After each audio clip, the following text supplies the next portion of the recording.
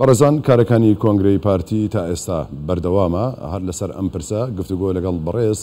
دکتۆر سۆرانعەلی مامۆستای زانکۆ و شارەزا لە یاسا و دەستور گفتوگۆی لەگەڵ دەکەین کە لە ستودیۆی کوردستان 24 ستودیۆی ناوەند لەگەڵ ئێمە میوانە. دکتۆر بەخێر بێیت.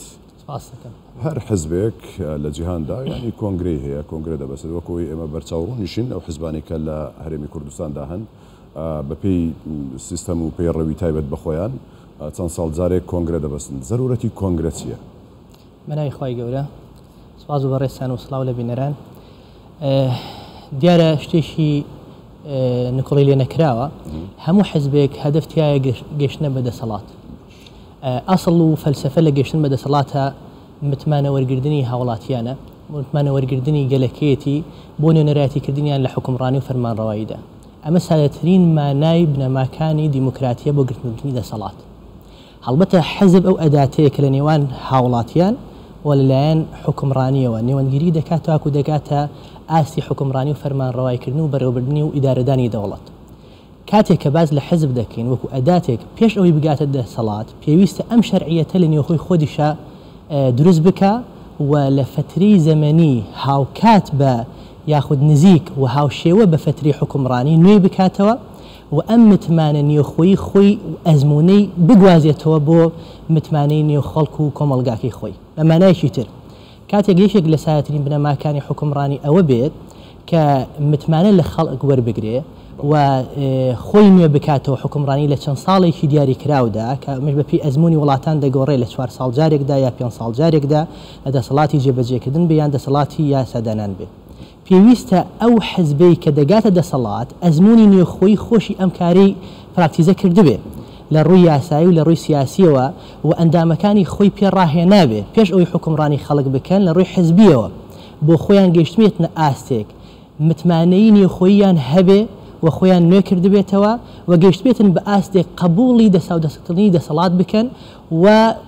پێیان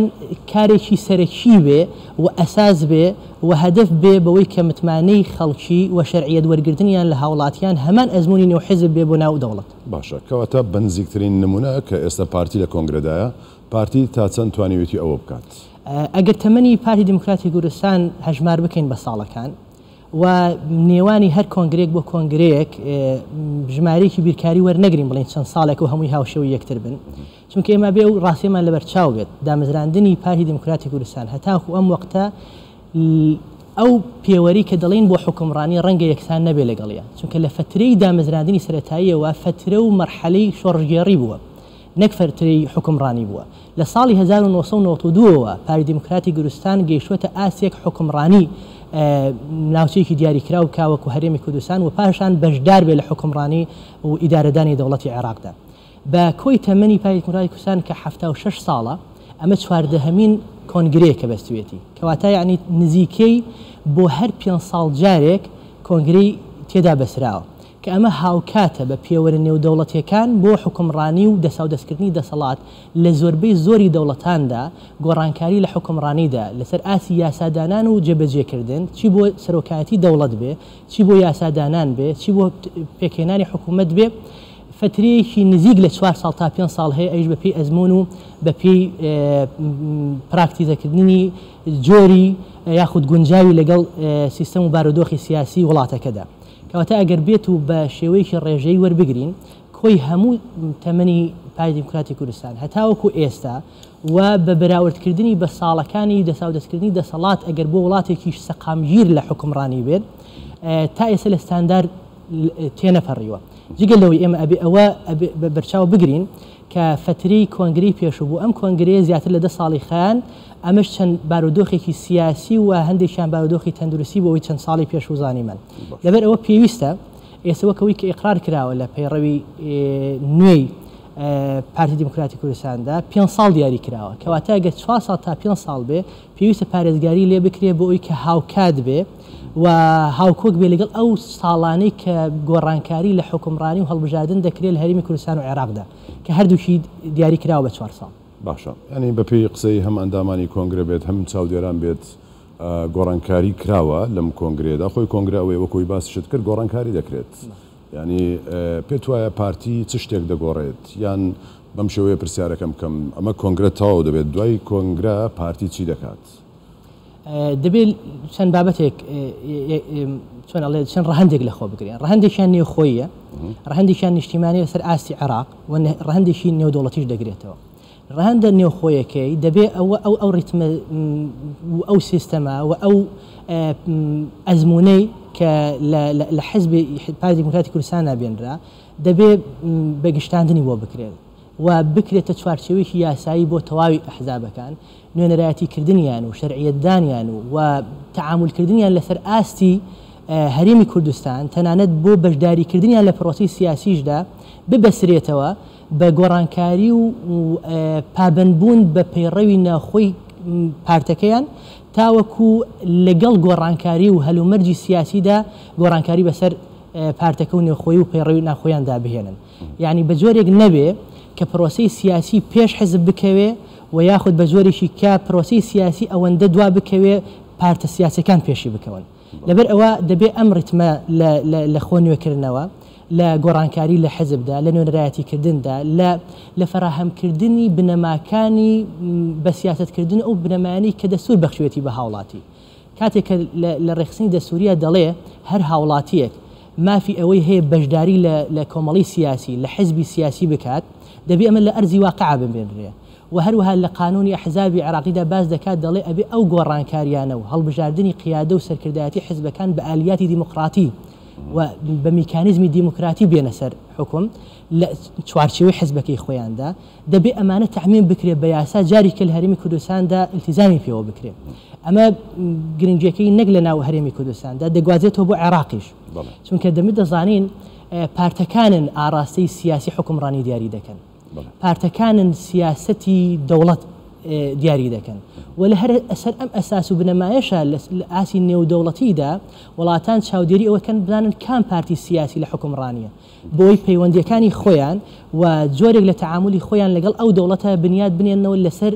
بنیاتی یاخود لەسەر ئەساسی ڕوئیای سیاسی ئیدارەدانی دەوڵەت لای ئەو حزبەوە. چی بە زۆری بە پەیوەندیەکی باش بێ یاخۆ دوورکەوتنەوە بێ لە پەیوەندی سیاسیەکان. سەبارەت بۆ پرسەی ینی پەیوەندی وڵاتان لەسەر ئاستی باڵاش بۆ پارتانی کە هەیە لێرە شتێکت بیرهێنامەوە بەر لە کۆنگرە لەگەڵ ئەندامێکی سەرکردایەتی پارتی قسەم کرد هەر لێرە گوتی بەرپرسانی باڵای وڵاتان هەم لە عێراق هەم لە ناوخۆ هەم ینی وڵاتانی دیکە پرسیارمان لێ دەکەن دەڵێن ئێوە بەتەمان چی بکەن، ینی پارتی بەتەمایە چ شتێک بکات لەم کۆنگرەیە. پارتی ئەوەی کە بەتەمایە چ شتێک بکات لەم کۆنگرێ ئەمە ناکەمە پرسیارێک دیوەکەی دیکە دەکەمە پرسیارێک بۆچی وڵاتان لەسەر ئاستی باڵا عێراق هەم ناوخۆش ینی چاوەڕێی نەتیجە و ئەنجامی پارتین لە کۆنگرەداکە چی دەکەن، بۆچی ئەم چاوەڕوانی هەیە لە پارتی؟ حقیقەتێک کە بوو کە پێشتر ئێمە ئاژەم پێکرد دەوڵەت بریتە لە بەڕێوەبردن و ڕوئیایەکی دیاری کراو بە تایبەتی لە چوارچێوەی ئەو بەرەنجامە حکومیەدا کە داخلی متمانەی دەسەڵاتی یاسادانانە بێ و دەسەڵاتی یاسادانانیش متمانە وەرگراوی تاکتاشی هاوڵاتیەکانە. بەڵام ئەم بەرنامەجە سیاسیە ڕوئیای ئەحزابە، ڕوئیای سەرکردەوی پارتە سیاسیەکانە کە بەشدارن لە حکومڕانیدا. بۆیە بەردەوام لە ئاسی نێوخۆی و لە ئاسی ئیقلیمی و لە ئاسی نێودەوڵەتیدا بە گرنگیەوە دەڕوانە ئەوەی کێن ئەوانەی کە ڕوئیای سیاسی وڵاتەکە ئاراستە دەکەن و یاخود تەبەنی سیاسەتێکی دیاریکراوی دەوڵەت دەکەن. ئەمە وازەحە کە پارتە سیاسیەکانن کەواتە بەر لەوەی باز لە ئیدارەدانی دەوڵەت بکەن وڵاتان چاودێری ئەو پارتە سیاسیانە دەکەن کە زۆرترین متمانەی خەڵکیان بەدەست دێنن تاوەکو دەگەن بە دەسەڵات بۆ لەبەرەوەی کەوا ئەوان لەسەر ئەو ئەساسی ڕوئیا سیاسی ئەوان لەسەر ئەو بەرنامەجە سیاسی ئەوان کەوا هەیانە پێشتر بۆ حکومڕانی خۆیان ئامادە دەکەن چی بە بابەتە ئەرێنیەکەی بێ و چی بابەتە نەرێنەکەی بێ. بنمونە زۆر لە وڵاتان هەیە لە ئیداری لە انتخاباتی ئەمریکادا لە وڵاتی یەکگرتوەکانی ئەمریکا چاوەڕێن کام حزب لەو دوو حزب دیاری ئەمریکا حکم دەگرێتە دەست چونکە سیاسەتی هەریەک لەو حزبانە بە ئاراستەیەک دەبێ بەرامبەر هەریەک لە دەوڵەتەکان. بەگەر بێت و ئەم ئەزمونە ڕێک بەراورد بکەین بە هەرێمی کوردستان دەبینرێ لە هەرێمی کوردستاندا لە ساڵی 1992 تا ئەم ساتە وەختە ئەرکی سەرەکی بەڕێوەبردننی سیاسەتی هەرێمی کوردستان لەسەر ئاسوی پارتی دیموکراتی کوردستاندا و لەسەر هەر سێ دامەزراوە سەرەکیەکەی فەرمانڕەوایی لە هەرێمی کوردستان چی لەسەر ئاسی هەرێمی سەرۆکایەتی هەرێمی کوردستان چی لەسەر ئاستی دەسەڵاتی جێبەجێکردن لایەنی دووەمی کە حکوومەتە کە تەبەنی ئیدارەدانی فعلی دەوڵەت دەکات چی لەسەر ئاسی یاسادانانە لە فراکسیۆنە سیاسەکانی پێکهێنەری دەسەڵاتی یاسادانان و چی لە دەنگە متمانە پێکراوەکانی نێو خەڵکە لەبەر ئەوە گرنگە هەموو لایەک لایەنە عێراقیەکان کە مامەڵەیەکی فەرمی لەگەڵ هەرێمی کوردستاندا دەکەن چاوەڕێیانە لەم گۆڕانکاریانەدا مامەڵەی داهاتوویان چۆن بێت لەگەڵ پارتێکدا کە لووتکەی دەسەڵاتی هەرێمی کوردستانی بەدەستەوەیە لایەنێکی تری ئەگە تەواوی بکەم لایەنێکی تری ئیقلیمیشدا چاوەڕێنیان چونکە ئەم پارتی سیاسی پارتی دیموکراتی کوردستان وەک پارتی سەرەکی پێکهێنەری حکوومەتی عێراقی لە دوای 2005ەوە دیاریکرا و ناسراوە و زۆرترین دەنگی هاوڵاتیانی کوردستانی متمانە پێدراوە لە عێراق تەعاملی لەگەڵدا دەکات و مؤسساتی هەرێمی کوردستانیش لەگەڵ عێراقدا کاتێ مامەڵە دەکات لەلایەن ئەو کەسانەوە مامەڵی لەگەڵدا دەکرێت و تەعاملی لەگەڵا دەکرێت و بنیاتی مامەڵی فەرمی لەگەڵا دەکرێت کە نوێنەرایەتی پارتی دیموکراتی کوردستان دەکەن لە ڕووی هاوسەنگی انتخابیەوە. زۆر باشە. ینی ئەگەر ڕای تۆ وەربگرم وەکو مامۆستایەکی زانکۆ و شارەزا لە یاسا و دەستور ینی وەکۆی کە پەیڕۆ پرۆگرامەکەش نەزانیت ینی تا ئێستا ینی ئەوە دیاری نەکراوە بڵاو نەکراوەتەوە بەڵام پێت وایە کە پارتی دوای کۆنگرە دەبێت چی بکات هەم لە ڕووی ئیدارەدانەوە هەم لە ڕووی سیاسی و هەم لە ڕووی ئاسی ناوخۆ و دەرەوەشەوە ڕاستەکەی تا ئێستا ئیطلاعم نەبوو بەسەر پەیڕێونەوەی کە ئێستا ئیقرار کراوە بۆیە باشتر وایە کە وردەکارێکی سێر بکرێت بەڵام ئەوەی کە تەوەقع دەکرێت بۆ چوونی خۆت ئەوەیە یەکەم شتێک کە ئەوەیە کە ئەم ئەزمونەی کە لە حزبیدا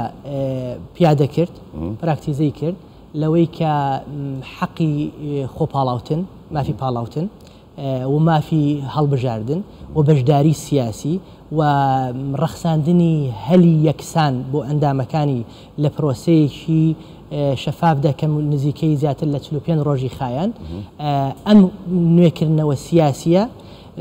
ئەزمون بکرێت لەسەر ئاسی نەوخۆی ئەمە بگوازرێتەوە بۆ دەسەڵاتی سیاسی لە هەرێمی کوردستان بۆیە لە مۆختەشا ئەوە دەڵێم چونکە پەرلەمانی کوردستان وەک چۆن ئێستا دەڵێن درێژکردنەوەی هەبێت و بە یاساش تێپەڕیوە ئەزمموی خۆ نوێکردنەوەی خۆی لەگەڵ ئەوەدا کە هیچ ئیلزامێکی وەقتی دیاریکراوی پێدا نەبوو پارتی دیموکراتی کوردستان خۆی پێ هەڵسا باشوار ڕێکم ئەزمونە داخلی پەرلەمان دەکرێت بۆ نوێکردنەوە و هەروەها ئەم ئەزمموی تەرشیح و هەڵبژاردن و پاڵاوتنە جارێکی کە نموزەجەکە بە عێراقیش بدرێت لە ئاسی عێراقیشدا بڵێن ئەو پارتی کەوا دەتانەوێت مامەڵی لەگەڵدا بکەن بنەماکانی دیموکراتی لە ئەساسە لا مەبدەە لەبەرەوە دەمە دەگوازینەوە بۆ نموزەجی حکمڕانی لە عێراقدا و ئەساسی دەنگدان لە عێراقدا ببێتە ئەساسێک بۆ بنیاتی حکم و ببێتە ئەساسێک بۆ ڕێزگرتنی تاکتاشی هاوڵاتیان. بەڕێز دکتۆر سۆران عەلی مامۆستای زانکۆ شارەزا لە یاسا و دەستور زۆر سوپاس مادەمان کردیت دکتۆر.